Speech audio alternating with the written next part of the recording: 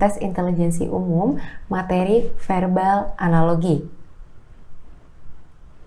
Nah, mungkin teman-teman sudah tidak asing dengan tipe soal verbal analogi yang seperti teman-teman lihat di layar ya.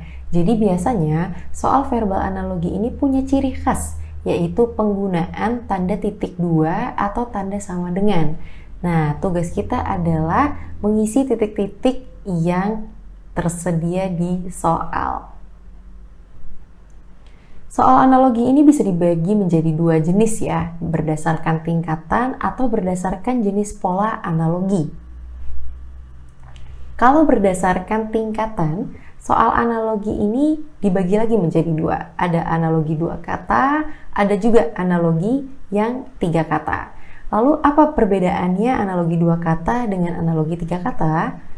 Nah, kalau analogi dua kata, biasanya pada soal itu ada dua kata-kata yang harus dicari polanya atau hubungannya.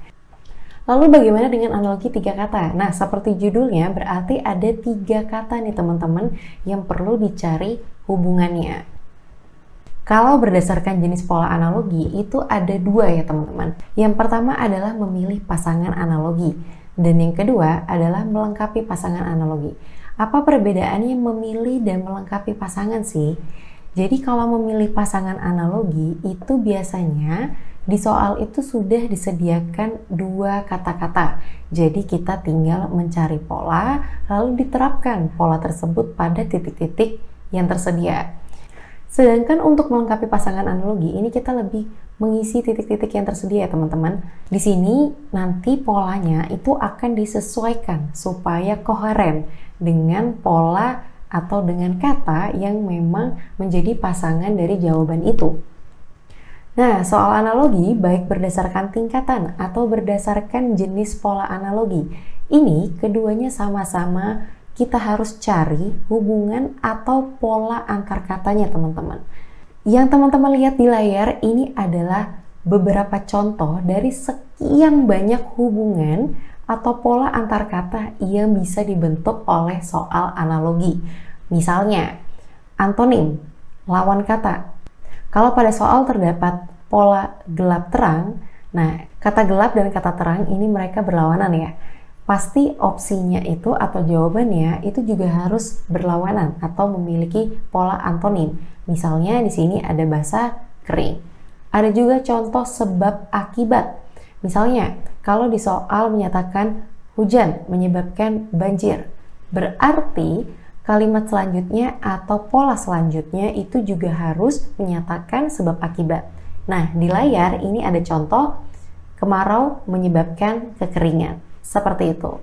Yang perlu menjadi catatan penting lagi adalah cara membacanya teman-teman. Kalau teman-teman memutuskan untuk membaca pola dari kiri ke kanan, berarti teman-teman juga harus menjawabnya dari kiri ke kanan, membaca polanya.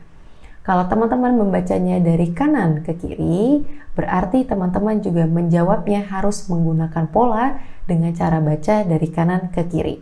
Hati-hati terbalik. Misalnya ada soal telinga titik dua dengar. Di sini kita tahu kalau telinga itu adalah kata benda. Sedangkan dengar itu merupakan fungsinya dari telinga atau fungsi bendanya.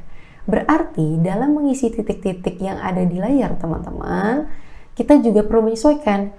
Kalau sebelah kirinya kata benda, berarti juga harus kata benda. Kalau di sebelah kanannya dengar atau fungsi benda, berarti di sininya juga fungsi benda. Seperti itu.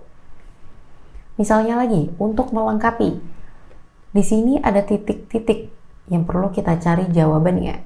Tapi perlu kita perhatikan, di sini nanti ada pola yang harus disesuaikan dan harus koheren dengan kata yang sudah tersedia di sebelahnya. Misalnya, ada pola sate merupakan bagian dari makanan. Berarti kita juga perlu mencari pola yang merupakan bagian dari. Nah, kalau pada opsi, ini yang paling mendekati itu adalah opsi C.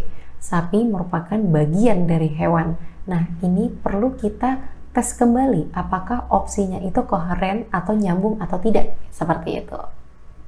Misalnya kalau 3 jenis kata, nah ini sebenarnya tidak jauh berbeda teman-teman. Kalau seandainya di kalimat pertama itu adalah kata benda, maka di kalimat pertama di jawaban juga harus kata benda.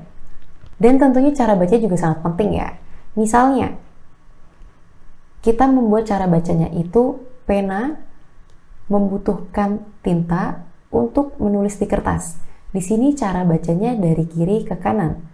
Pena membutuhkan tinta untuk menulis di kertas. Berarti saat kita mencari opsi, kita juga perlu menggunakan kata atau pola yang sama. Misalnya, di sini kita sudah terlihat nih jawabannya adalah yang B. Cara bacanya itu sesuai dengan soalnya, yaitu kuas membutuhkan cat untuk mengecat di dinding. Nah, di sini konsepnya sama-sama untuk menulis ya. Yang satu itu dari pena, yang satu itu dari kuas. Lalu medianya kalau di soal itu kertas, kalau opsi itu karena kuas itu dinding. Lalu bagaimana nih tips dan trik cara kita untuk mengerjakan tipe soal verbal analogi? Yang pertama tentu teman-teman harus perbanyak latihan soal ya. Karena latihan soal ini akan mengasah kecepatan teman-teman dan juga akan menambah kosakata baru teman-teman. Tentu kosakata baru itu juga sangat krusial dalam menentukan pola atau hubungan kata yang ada. Nah, kita juga perlu mencari pola atau hubungan apa saja yang semakin dekat dengan soal maupun jawaban. Semakin dekat berarti jawabannya semakin benar. Yang ketiga, kita perlu memperluas wawasan. Salah satu caranya teman-teman bisa membaca kamus, bisa membaca koran, ataupun membaca artikel. Jadi perbanyak literasi dan jangan lupa kita selalu beracuan di KBBI atau Kamus Besar Bahasa Indonesia.